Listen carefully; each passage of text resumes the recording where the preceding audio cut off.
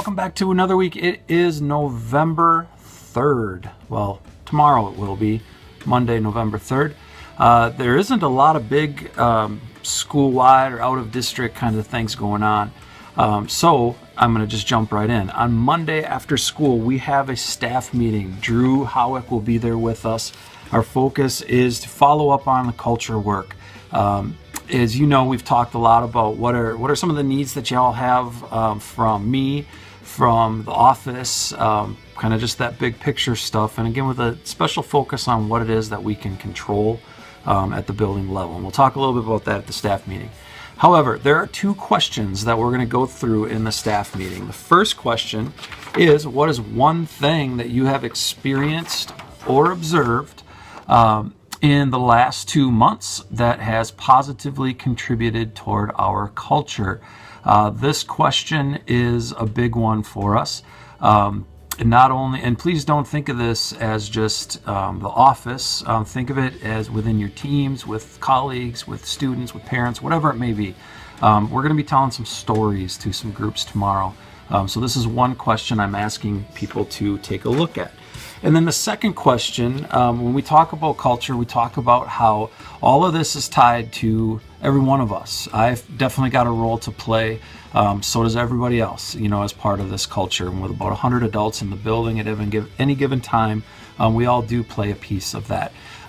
In August, we all filled out a yellow card. Here's mine. I'll bring this with me to the staff meeting. Tomorrow, I'm asking that all staff do bring these to the staff meeting, because the second question that we're going to talk about, and you don't have to tell people what your little commitment was on that yellow piece of paper, but the second question is, in what ways have you attempted to demonstrate what I can't read this backwards, what you wrote on your yellow card was, and what do you think has been the impact on you or others?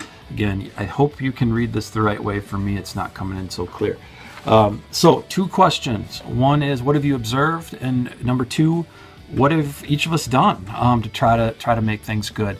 I know there's a lot of stress out there. I know that we're worried about things like the compensation committee and all those different big pieces that are out there. There's a big election this week that I think we're all worried about. But what are those things that we can control? I can tell you from my perspective, it feels much nicer to walk around the hallways and to have conversations with people than it did last year. So hopefully we're all doing something right. It feels like we are. I've seen a lot of great things from people. Tomorrow we're going to talk about it. Last thing about the staff meeting is we will go until 4:30, no later than that, and we will not have the Norski Time PLC staff meeting later in the month. I think it's the 20th, whatever that Monday is. That will get canceled to make up for the time extra tomorrow. So that's it for the staff meeting information. All right, we do have another big thing going on next week. Next week is parent-teacher conferences on Monday. We have a late start that day. For conferences, they start at 12:30. So what are we doing all morning? From 8 o'clock until about 10 o'clock or so, we're going to be doing some reviewing with our SMART Goals PLC, our EEP plans, SLOs, and so on. So if you remember the activity we did last year with SMART Goals, we're going to do something very, very similar to that. And I'm going to send this out via email to you. I met with Greg Vandehey this week to kind of do some planning for it, or this last week. We are going to have some snacks for you in the large group room to start things out, and we'll have a little bit of conversation, and then just a nice easy flow of some conversation, learning from each other and getting some feedback from each other.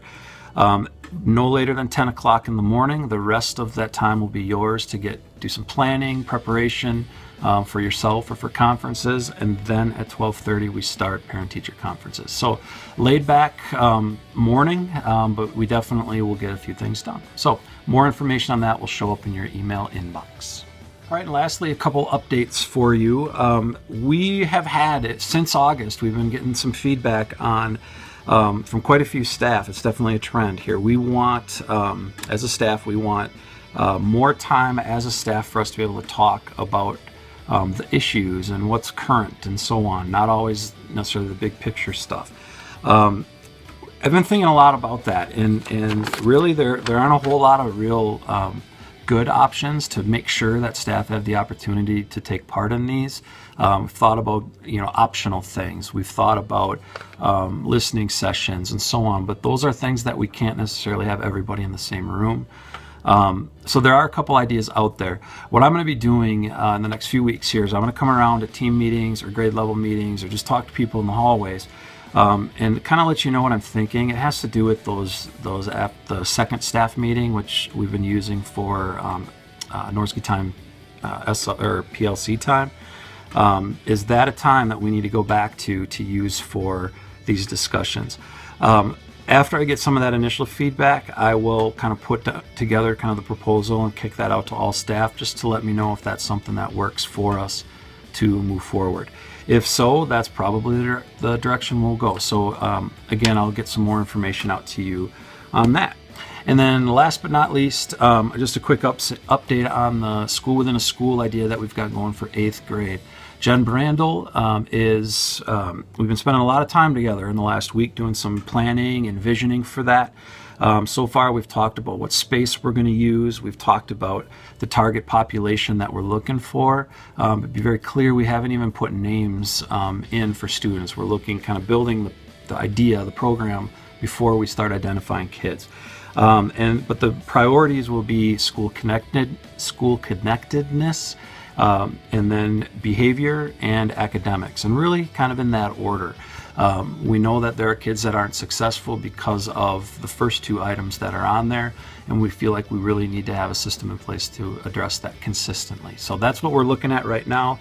More information specifically to 8th grade staff will be shared very soon, and then school-wide shortly thereafter. So that's it for the news this week. I'll see you at school.